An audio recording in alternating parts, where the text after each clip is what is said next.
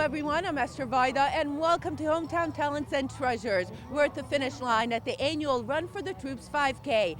Hundreds showed up to support our military men and women and build a home for one disabled veteran. Say, can you see by the dawn's early light what so proudly we hailed at the twilight's last gleaming, whose broad stripes and bright stars with the perilous fight o'er the ramparts we watched were so gallantly streaming.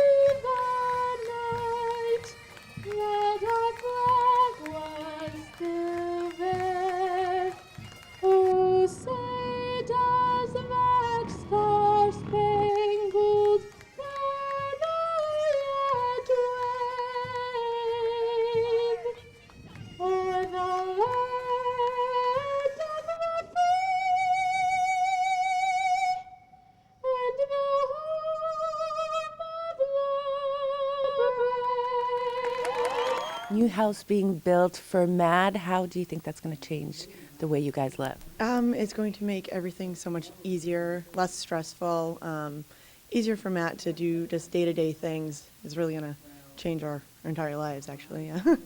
What happened to Matt? He lost his arms in 2003 when he got hit by an RPG in Iraq. He's a double bilateral amputee from his elbows down. When he first told me, it was one of the first things he told me, it didn't really matter to me. I was in the Army myself, so you expect that stuff when it happens. You know, you don't ever want it to happen, but you kind of know, and it didn't change him at all. Like the person I met, the person I knew, he's very strong and independent, and he just, pulls it off. Mm-hmm. What's Matt like? Talk a little bit more about what he's like. Okay, wow. He's very, like I said, strong and independent. He's fun. And he's very determined. If he wants to do something, he finds a way to make it work for him.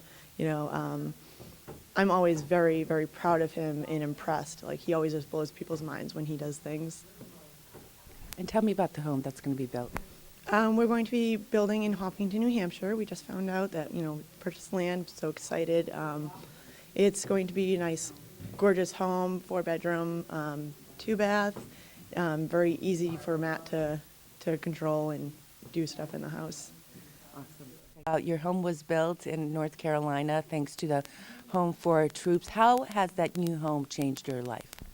Oh, it's changed my life tremendously. I can do things for myself. I'm more independent, and I don't have to depend on other people. Whereas before I had to. Now I can do everything for myself. How did you get injured? I got injured in '04 in Afghanistan, and I had a 500-pound container pushed on top of me. So, but I'm still here. You're still here. Well, I can do the same thing that I could before. I just do it different. So. Talk more about that. Well, I can drive. I have hand controls. I do sports still. I do archery for the Marine Corps. I do shooting and swimming for the Marine Corps. And that's about it. And you did this race last year. Yeah, I did. Well, I've done it. I've been here from the start. I was the first recipient from this race here. The people of Andover make me feel so welcome here, and they're the ones who help with my house. They raise money for my house, and it just means a lot for me to come up here. I drove 14 hours to be here, but I'm here. What do you want to say to the people here? I just want to thank them a lot because, without their generosity and I wouldn't have my home, you know. And Bill Pennington he's an amazing man, you know. And I just, like I said, I love coming here to Andover, and that's about it.